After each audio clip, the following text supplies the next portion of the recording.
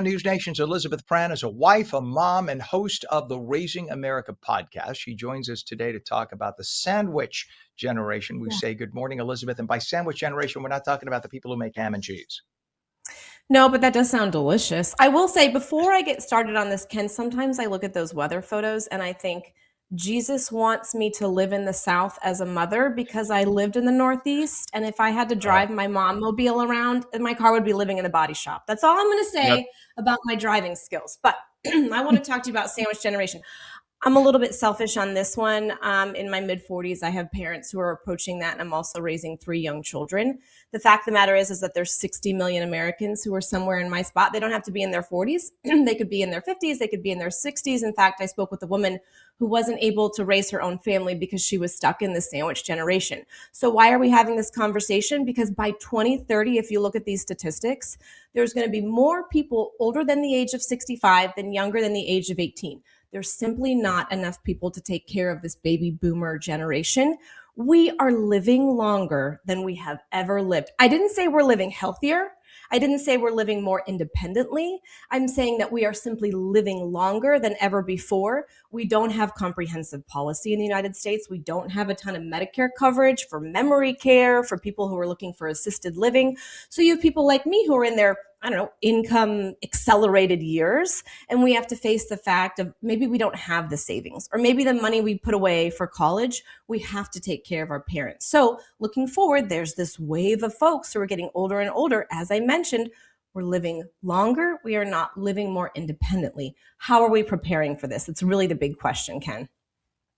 And you know what? And not to you said you were speaking selfishly. I will speak selfishly as a gay man. Mhm. I remember about 15 years ago, I had a gay friend in Florida who said the one thing that no one has ever given any thought to is retirement facilities and retirement planning for gay people, because most gays, of course, we can get married and have kids, but most don't. Most don't get married. Most don't have kids. And if you're heterosexual and you have in the sandwich, you have the older and the younger will come up after you. Gays don't have that for the most part. So who's going to take care of us? So you better financially prepare. You better have nursing home care put in. And how about nursing home facilities just for gay couples too? I mean, just a place to be among others of your type. So that's something that has come up. But you're right, everyone's living longer. I have a 95-year-old dad with advanced dementia, and fortunately we did some planning and whatnot. So now we have somebody in the home taking care of him. But most people don't have that blessing, and it falls on the family. But it's still a mental load for you. Even if you have someone who is helping you with your father, it's still something that you and your husband need to talk about. And you may not agree on it, right? Maybe you want him in the house and your husband doesn't. You mentioned something fascinating about being a gay man. So typically, about 10, 15 years ago, 82% of caregivers were women. But now, because we're having less children, maybe people are more open about their sexuality.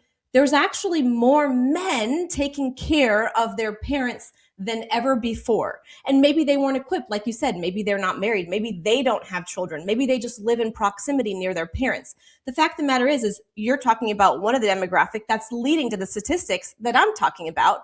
There are simply more people who need to be taken care of than there are young people, whether it be man, whether it be that they have less children. And then you talked about assisted living. We know statistically people live shorter lives when they go into assisted living. So maybe at-home care. But then you're talking agencies. So these people aren't getting paid very well. It's not a job that people want.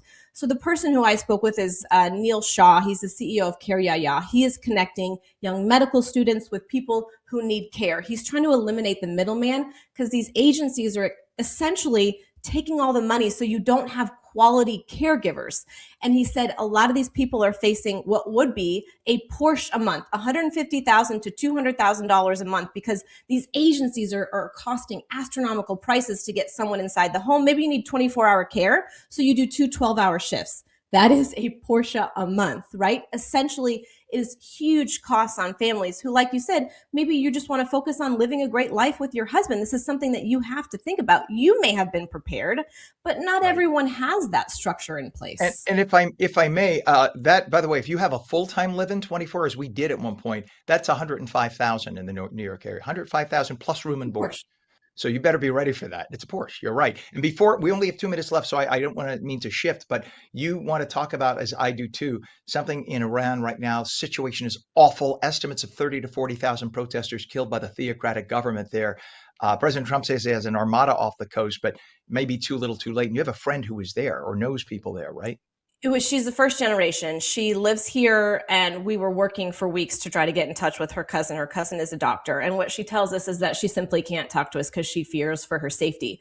Her colleagues, 5 of them right now, are behind bars for treating people who suffered injuries from the protests. So whether it be a pellet gun, whether it be burns, and like you said, that estimate right around 36,000, but hundreds of thousands who are injured.